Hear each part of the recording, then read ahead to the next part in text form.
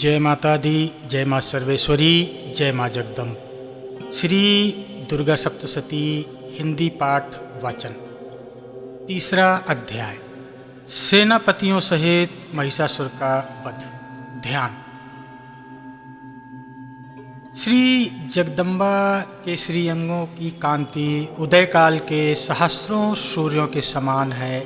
वह लाल रंग की रेशमी साड़ी पहने हुए हैं। उनके गले में मुंडमाला शोभा पा रही है। दोनों वक्षों पर रक्त चंदन का लेप लगा है। वह अपने कर कमलों में जपमालिका, विद्या और अभय तथा वर नामक मुद्राएं धारण किए हुए हैं। 3 नेत्रों से सुशोभित मुखारविंद की बड़ी शोभा है। उनके मस्तक पर चंद्रमा के साथ ही रत्नमय मुकुट बंधा है तथा वह कमल के आसन पर विराजमान हैं। ऐसी देवी को मैं भक्तिपूर्वक प्रणाम करता हूँ।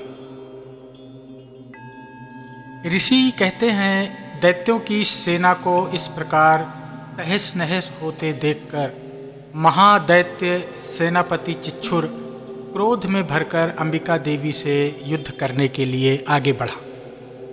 वह असुर रणभूमि में देवी के ऊपर इस प्रकार बाणों की वर्षा करने लगा जैसे बादल मेरुगिरी के शिखर पर पानी की धाराएं बरसा रहे हों। तब देवी ने अपने बाणों से उसके बाण समूह को अनायास ही काटकर उसके घोड़ों और सारथी को मार दिया। साथ ही उसके धनुष तथा अत्यंत ऊंची ध्वजा को भी तत्काल काट गिराया। धनुष कट जाने पर उसके अंगों को अपने बाणों से बींध डाला। धनुष, रथ, घोड़े और सारथी के नष्ट हो जाने पर भी वह असुर ढाल और तलवार लेकर देवी की ओर दौड़ा। उसने तीखी धार वाली तलवार से सिंह के मस्तक पर चोट करके देवी की भी बाईं भुजा में बड़े वेग से प्रहार किया। हे राजन, देवी की बाह पर पहुंचते ही वह तलवार टूट गई। फिर क्रोध से लाल आंखें करके उस राक्षस ने शूल हाथ में लिया और उसे उस महादैत्य ने भगवती भद्रकाली के ऊपर चलाया। वह शूल आकाश से गिरते हुए सूर्य मंडल की तरह अपने तेज से प्रज्वलित हो उठा। उस शूल को अपनी ओर आते हुए देखकर देवी ने भी शूल का प्रहार कर दिया। उससे राक्षस के शूल के सैकड़ों टुकड़े हो गए। साथ ही महादैत्य चिच्छुर की भी धज्जियां उड़ गईं। वह अपने प्राणों से हाथ धो बैठा।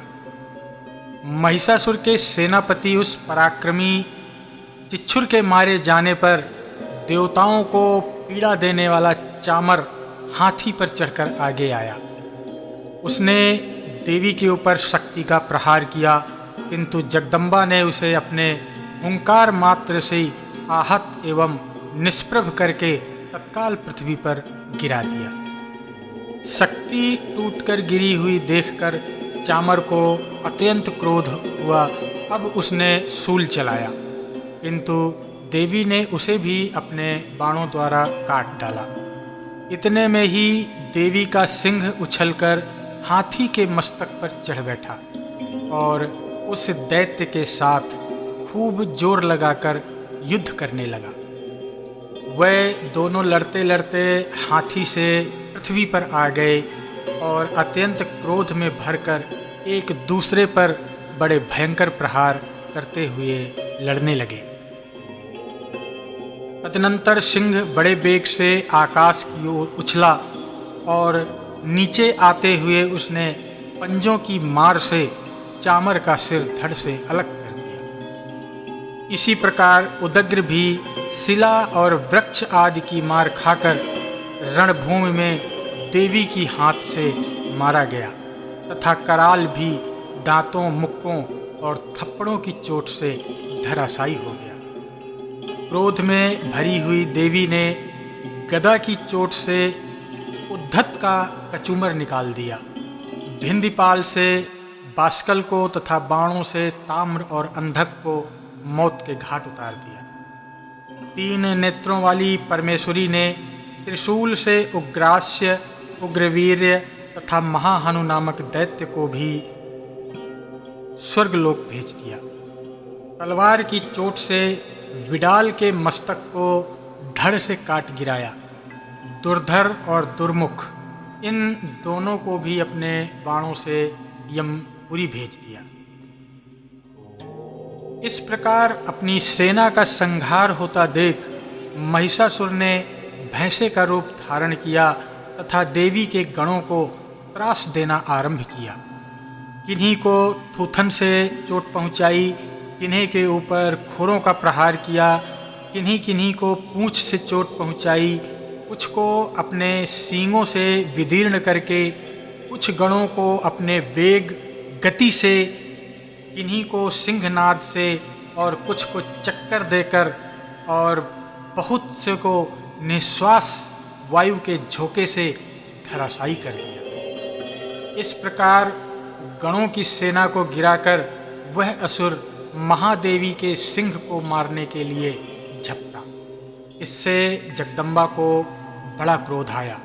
उधर महापराक्रमी महिषासुर भी क्रोध में भरकर धरती को अपने खुरों से खोदने लगा तथा अपने सींगों से ऊंचे ऊंचे पर्वत श्रृंखलाओं को उठाकर फेंकने लगा और भीषण गर्जन करने लगा। उसके वेग से चक्कर देने के कारण पृथ्वी क्षुब्ध होकर कहीं कहीं पर बीच से फटने लगी। उसकी पूंछ से टकराकर समुद्र के पानी ने अपना संयम खो दिया और धरती डूबने लगी। हिलते हुए सींगों के आघात से विदीर्ण होकर बादलों के टुकड़े टुकड़े हो गए।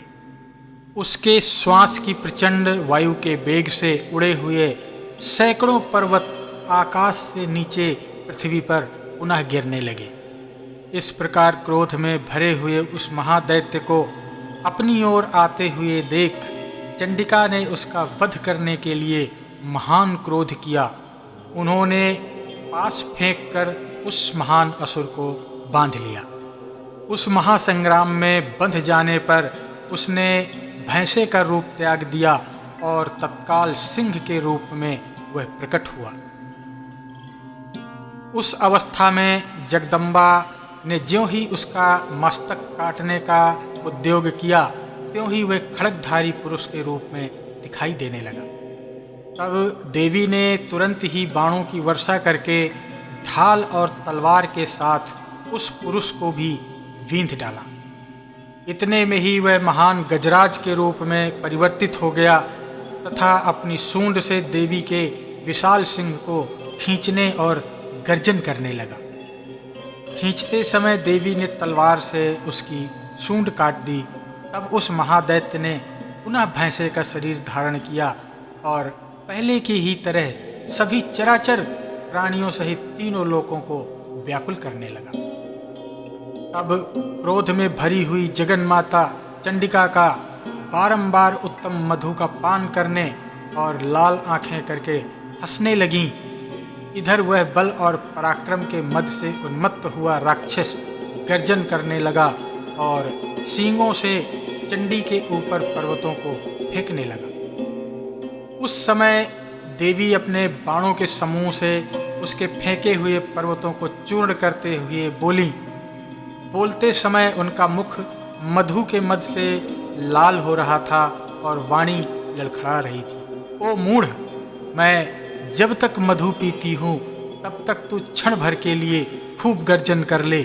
मेरे हाथ से यहीं तेरी मृत्यु हो जाने पर अब शीघ्र ही सभी देवतागण गर्जना करेंगे।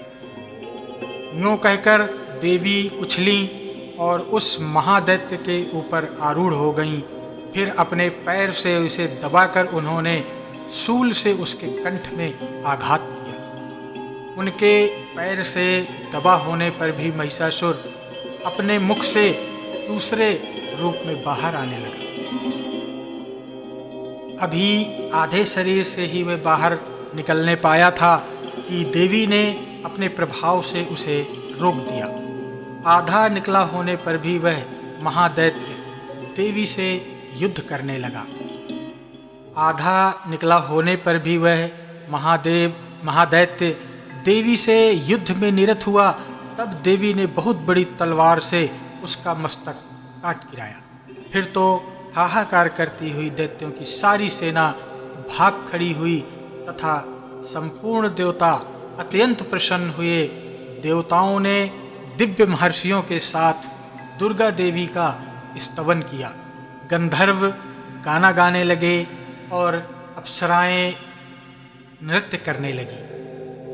श्री मार्कंडेय पुराण में सावर्णिक मनवंतर की कथा के अंतर्गत देवी महात्म्य में महिषासुर वध नामक तीसरा अध्याय संपन्न हुआ। जय माता दी।